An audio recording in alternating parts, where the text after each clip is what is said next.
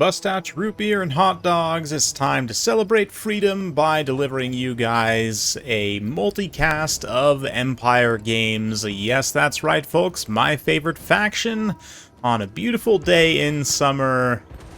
And we're going to start with triple Hellblasters into the Ogres. So we better start with... Yeah, taking a look at this build real quick, because the fun's already started here. Marcus Wolfheart and 3 Hellblaster volley guns with some Huntsmen to back them up. 3 Huntsmen, Demigryph Knights, Halberds, Regiment of Renown there, the Royal Alt of Griffiths with lots of Spearmen. As for the Ogres, they're going to be coming in hot with the Noblar Horde, of course. The OP Trapper's second line is pretty ubiquitous right now, along with some Bulls, dual weapons.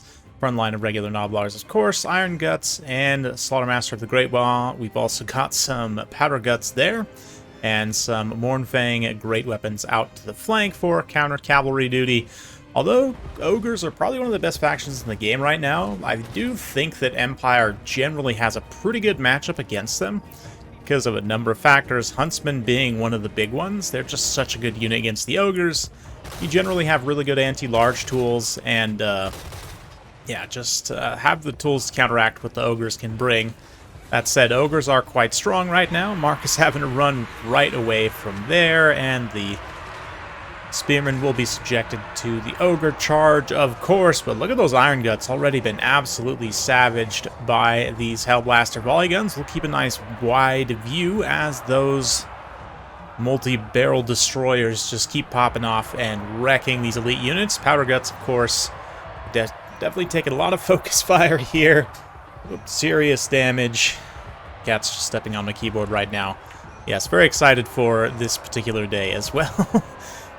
Yes, and the Ogres will be collapsing somewhat. Mournfang Cavalry, though, get a nice net from Marcus there. Got the Slore of Lifecaster kind of helping to shore up the leadership. Huntsman redeploying, and the Royal Alt of Griffiths swooping in to kind of compromise this position. It looks like a heal's going to be tossed from the Ogre Caster into the Mournfang Cav, but that heal's not going to be used on this Powder Guts, which has been sufficiently counterfired by the Hellblaster. The first one is starting to get under threat, though. This replay on the River Amexon map, which is pretty advantageous to the Empire. They can use this cliff to kind of shore up their flank a little bit here. Would have forced the Ogres to go around wide. The Ogres also didn't bring any Saber Tusk packs, which definitely feeling the bite of lesser mobility here, but the Horde infantry push is starting to get through, and the Hellblaster positions are starting to get compromised, but the Huntsmen prepare their bows filled with sparklers. Oh, that'd be cool, though.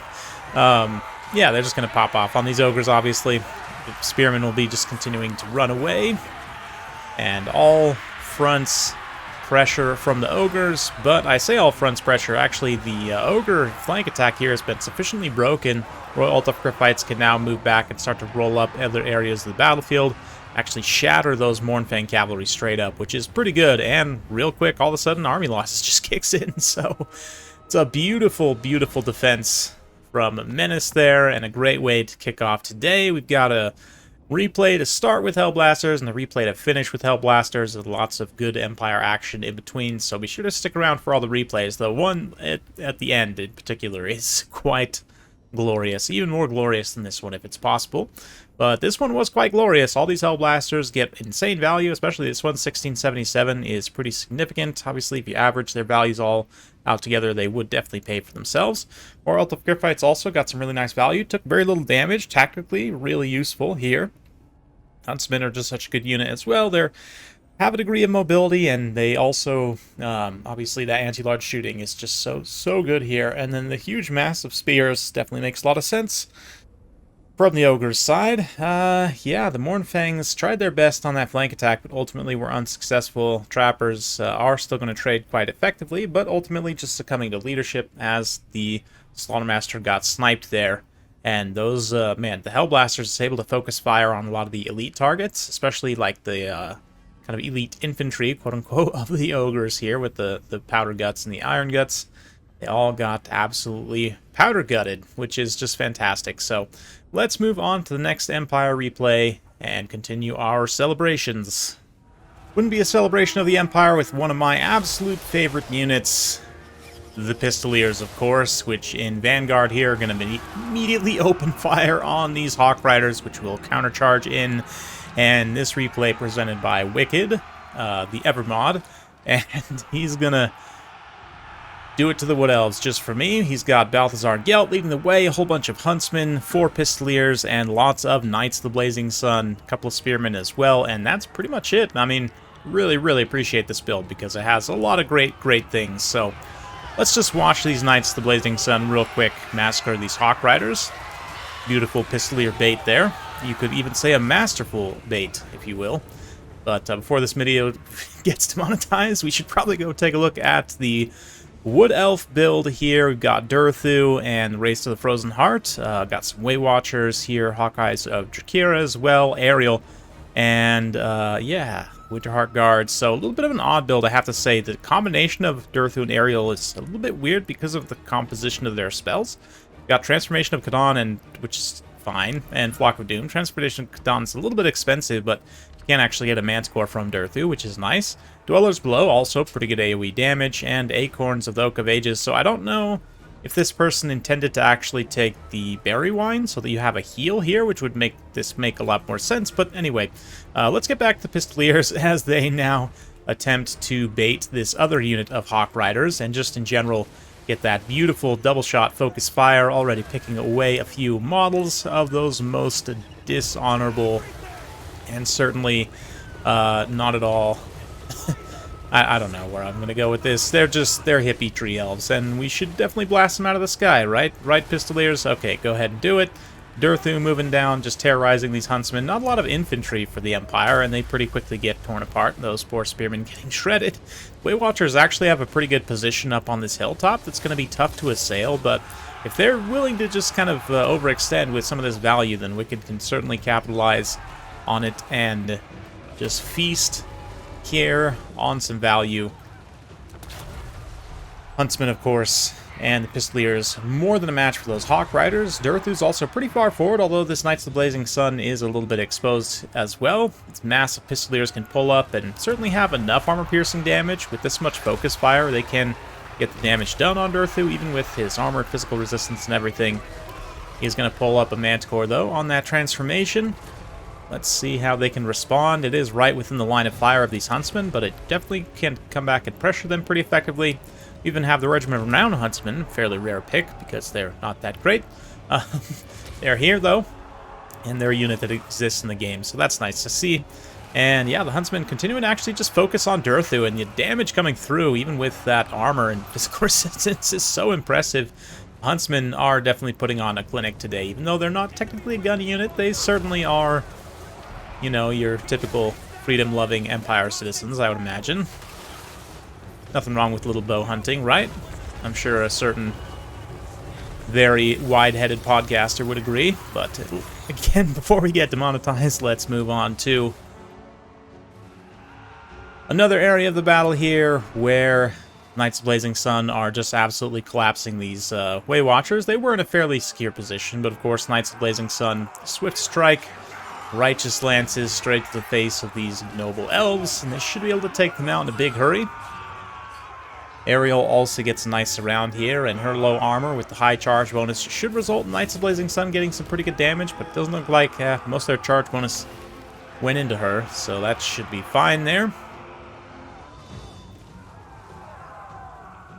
And yeah, that's it. There we go. The Wood Elves are just going to throw in the towel, which is fine. We were about to see Ariel get blasted by 4 Pistoliers, which I was pretty excited for, but it is what it is. At the end of the day, the Wood Elves just could not stand up. Made a few key mistakes in terms of overextending Durthu, and really should just stayed high and tight up on that hilltop, and would have been able to operate with these Way Watchers a little bit more effectively. Just not enough numbers here to protect them, and especially on that Vanguard, these Hawk Riders, to lose them in such a fashion is pretty painful. Such a squishy unit, and they can be very good in very niche situations, but they are very much a tough unit to use effectively, especially on a smaller map like that, where they're not going to have as much room to operate, and are going to be very much subjected to this massive amount of counter-ranged fire from the Empire. Quite impressive stuff. So, yeah, the Pistolier replay has been fulfilled. Let's get on to the next replay. Of course, I've got to feature the Emperor himself, Karl Franz, exporting freedom to the plains of Prague against Kislev. Very, very appropriate for the map, and this replay is presented by the legendary Falcon coming in hot with the Emperor. He's got some great swords here with some handgunners. We even see the kind of traditional gun line unit here as well today. We've got Royal Altdorf Griffites, some Reichsguard, Outriders, grenade launchers, so we're really hitting all the buttons today, guys. Really pressing every unit type that I would want to see on a day like today. And for Kislev, they're going to respond with an Ice Witch and lots of pistols of their own, which definitely gets a thumbs up for me, even if they are a little bit lacking in the freedom context. We've got some Kossars here, Warbear Riders, Streltsy, and Winged Lancers. Zargard as a kind of front line, which is very interesting. A couple of them. And the Kossars are kind of in a checkerboard behind them. Watchmen of the Night on the flank there with their dual swords. We've got some dervishes scattered around. Just the one? Yeah, just the one, actually. So let's get things rolling as the grenade launchers move up and immediately punish the Regiment of Renown. Their armor will protect them somewhat, but they're definitely going to take more damage than is comfortable. But Falcon's got to be real careful not to get counter-fired by the pistols of those armored Kossars. Oh yeah, these grenade launchers are going to take some losses for sure on that, delivering a strike, but also taking probably more than is worth it considering how cheap those armored Kossars are. So Falcon's going to wisely reorganize and just kind of pull the Outriders away from this counterfire and try and screen with these spears and, you know, cheaper units, which is definitely the right call. Kind of patiently assessing how he should approach here, but yep, going to get things moving. And obviously his great sword straight into the Zargards will be a pretty decent trade, especially if the handgunners can maybe get some fire, but definitely going to be interesting. We'll see how this kind of hybrid stack deals with a more specialized stack and a pretty clean engagement here. So Watchmen of the Night are looming. We're getting these cavalry out pretty wide, maybe even a little bit too wide, as the Warbear Riders in particular, their value is kind of out of the equation momentarily. That gives Falcon a small window of opportunity to come through and try and punish. And I notice how he deploys his Reichsguard immediately into the space where it's going to be hard for the Warbear Riders to reach. You know, there's some blockage here. So even if they were to respond, which they do already, it's going to be tough as the Reichsguard just hammer in. Karl Franz following up. And the Greatswords also. So a beautiful 1-2-3 punch into these Zargard. Falcon definitely respects them as a unit. Understands how good they can be. Meanwhile, this other Greatsword gets hit by Frostbite, Breath attack there. I forget the name of the spell, but anyway, they are just going to get heavily punished by gunfire as well as they try and make their way forward. Streltsy and Kossars absolutely ripping that unit to shreds. Fortunately, the Dervishes do get caught flat-footed by the spears out on the flank, but here come the Warbears. Karl's going to be forced to respond here. Charge into the teeth of this engagement, try and buff up his infantry and the Altdorf Griffites to be able to win out. There's no Boris here to buff, and there's handgunners in layers to be able to support this. Falcon's going to immediately switch onto the high-value targets that come into range here with his handgunners and start trying to just mow down these Warbear Riders. Absolutely the right call, so really, really veteran play here. Beautiful to see.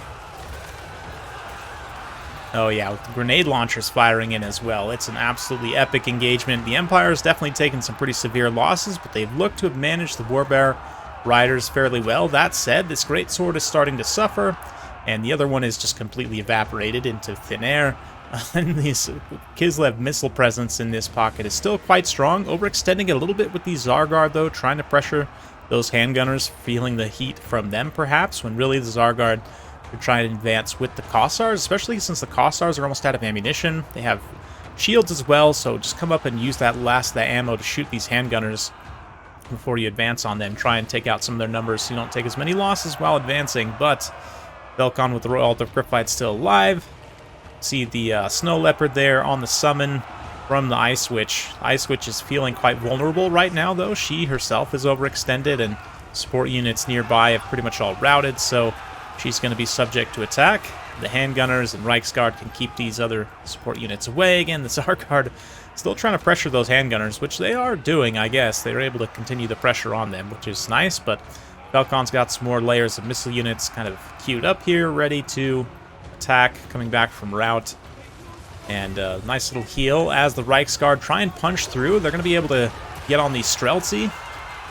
shut down their armor-piercing shooting. Of course, they're going to still do armor-piercing in melee, but their melee stats are definitely a lot less scary, especially for this combined push. While the Cryptites maybe looking for a little tear route here, perhaps.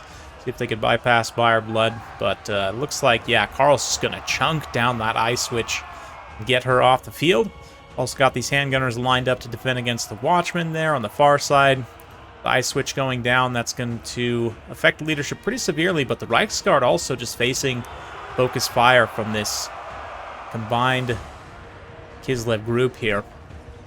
And the Kossars' first line is out of ammunition, but Streltsy still have quite a bit left, and these Bow Kossars also can contribute quite nicely. But Karl at this point is going to be really hard for Kislev to deal with, unless they're able to get Streltsy away and get like a good amount of burst damage into him real quick. Karl is a quite scary combatant, obviously. And I think Falcon's done enough damage to the target priorities here. Neutered Kislev's ability to deal damage to him enough that Karl is safe. Let's see how he can finish the engagement, though. Handgunners continuing to try and get out of the way of these Kislev armored infantry. Kossars pushing forward on all fronts, but here we go. Juicy blobs forming up in the vicinity of Karl for the grenade launchers to fire into, and those unarmored Kossars in particular are going to be a great target for the grenade launchers to just blast, especially with their kind of more dense formation, right? So, yeah. And like a pretty nice finishing touch there by Falcon. The damage, the burst damage from those grenades is just so remarkable. And they are going to take some return fire here, but obviously this is not campaign, so it's really not too much of an issue. The fate of Kislev is sealed at this point, and there you go. So Falcon putting on another wonderful display, and nice combined arms stack utilizing handgunners, which is not something you see super often, but actually makes a decent amount of sense in this matchup. The way he was able to kind of get his defenses together, that initial 1-2 punch, even if the greatswords didn't actually perform that well, just to be able to keep the Zarguard really from contributing meaningfully to the battle. Both of them just kind of were there. They're a decent unit, but ended up kind of getting kited out, and a lot of the Kislev stuff struggled to a degree. I do think that like 5 Streltsy, though, starting from that, maybe protecting with a couple of Zarguards, yeah, would probably be a pretty good way to go. The Oath Brothers of Tor were great here, but the other Warbear Riders suffered pretty badly, so maybe cut this Warbear Rider, take some more Streltsy, and just kind of operate from that perspective. Streltsy are just a really good unit in this matchup, in my opinion. Great against most Empire things. So, yeah, there's that. The 2 regular Kossars also in the backline did pretty decent for themselves. And overall, pretty interesting battle. So let's get to the next replay. That was a terrible transition, but let's go. I promised more Hellblasters, and I will deliver more Hellblasters, and the Hammer of Witches as well, for a total of 5 artillery pieces from Koala Duck, no caster, just Karl, and some free company up front. Of course, no Free Company Day replay would be complete without the Free Company themselves, right? Yes, here to celebrate freedom with their very tight pants and their pistols. And their swords are missing, but that's fine. Well, let's not think about that too much. Just focus on the fact that the Ogres came ready to play as well with their own artillery. Oh yeah, it's going to be an Old West-style shootout in the desert. Here we've got 2 Iron Blasters, 2 Scrap Launchers. Got some Trappers mixed around, Bulls, and some Gorgers. Very interesting. Slaughtermaster with Great Maw, and some Saber-Tusk packs as well. So, yeah, let's see how this artillery duel's going so far. So good for the Empire. I mean, the Hammer of Witches is definitely taking some punishment, but the Hellblasters are moving up and moving into position. As soon as they're in range to start firing, this will start to turn pretty south, I would imagine, for the Ogres, but we'll see. Definitely have quite a bit to get in range, and it looks like the Hammer of Witches has been routed with 2 of their artillery pieces having been destroyed, so that is pretty unfortunate. But that has allowed now the Hellblasters to get in range, and they are just shredding some Bulls right now, just basic Bulls, which is fine. Doing enough damage. Hopefully the Free Company can just finish the job as soon as they come close. Let's see. Leading with the Bulls here is definitely a mistake for the Ogres. You'd want to screen with the Noblars. But it is what it is. We'll appreciate the enjoyment that we get out of watching those ogres get absolutely blasted in the face as they try to advance. Carl's going to drop down for quick tear out if he can. Demogryph Knights on the far side hit on those saber tusks and just destroy them in a single charge. Wow, that is quite remarkable. Not even the halberd variant, but just that high charge bonus on them. Pretty good, honestly. Might have to revisit Lance Demogryph Knights soon in another replay. But nice to see we do see them in this replay in particular. And the Hell Blasters now, yep, they've already destroyed one Iron Blaster, 2 Iron Blasters. They are the superior blasters after all. Now we see some Gorgers try their hand on the Free Company.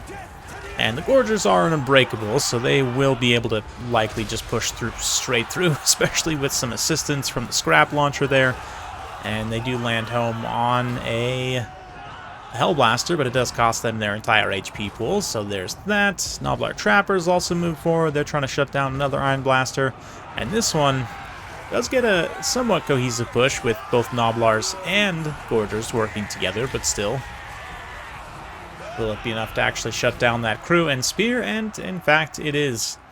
Does look like the Iron Blaster, one of them at least came back from out. One of them was fully shattered there, so the artillery trade, hard to say at the end of the day how it actually went. I guess we'll look at the values in the final screen, but likely not great. At least the Empire is able to get the Hammer of Witches online momentarily until the Ogres notice.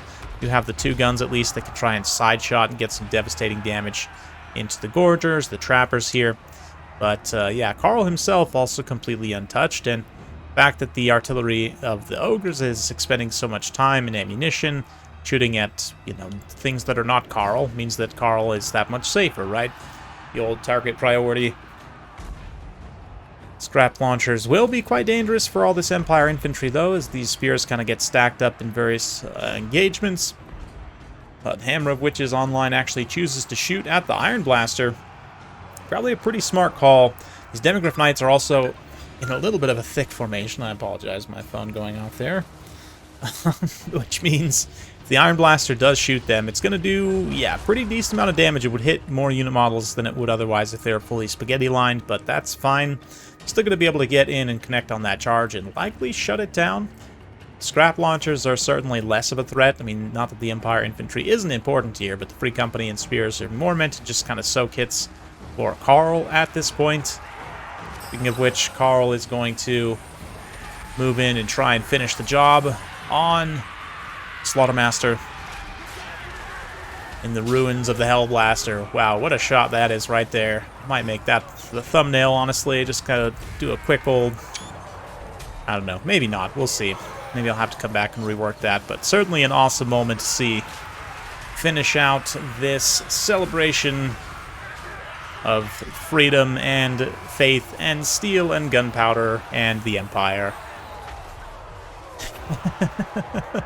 Yeah, that poor Slaughtermaster just gets absolutely terrified away. And the Free Company are able to reestablish. We get the Hell Blasters back online, at least momentarily. They are in a Dread Column formation, which is making it really hard for the Trappers to actually shoot at them right now. Yeah, you notice how inefficient those throwing knives are as they're trying to fire from such distance. The Demogryph Knights did actually get home and were able to finally finish off that Iron Blaster, even though it did get heal-capped. And that's pretty much it. I mean, a few Noblars hanging on. It'll take a little bit of leadership damage to rout off the Scrap Launchers as well, but Carl and his forces finishing up the day. So let's go ahead and just fast forward briefly. Get the Demogryph Knights in view, since they are such a great-looking unit. Oh man, the Iron Blaster does come back from rout and actually finishes the Demogryph Knights. There's a little turn of events for you.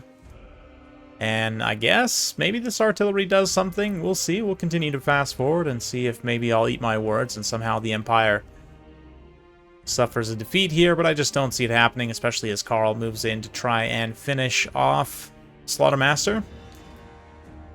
Yep, goes ahead and lands there. It's gonna smack that belly with a hammer. And it might be just Carl left at the end, though. These Free Company get charged by Sabertusk back. They're going to get hit by some artillery and rout. Slaughtermaster does die there, but the Trapper is just absolutely shredding these Spearmen. It's definitely pretty painful. And it's not like the Empire has a lot else left at this point. No, just kidding. They do have actually one full health spear here. But takes a little bit longer than you might expect. But eventually the Ogres do succumb to army losses. So there you go. What a beautiful day, and some beautiful Empire replays. Much appreciated. 1634 on value for those Demigryph Knights is spectacular. Carl himself carrying some nice value. Hellblasters are pretty good, actually. If you average them all out, they definitely pay for themselves. Even the Hammer of Witches was able to come back and pay for itself just about, which is pretty impressive, considering they were basically the meat shield for this build initially. And that artillery trade, Free Company also, nice to see some of them paying for themselves. The Spearmen are literally meat shields, so there you go. And on the Ogres side, you know, credit to the Ogres. They did battle back and actually managed to get some value on some units and, you know, actually have somewhat of a meaningful game. But it was going to be tough for them to take out Carl. There just really wasn't realistically a lot of tools in this build that would threaten Carl very directly, besides the Iron Blasters. So, anyway, that's it for today. Hopefully you guys enjoyed. If you like this sort of content, be sure to like, subscribe, hit that bell notification button. Every time I upload a new video, you'll be notified. Thanks again. We'll see you next time.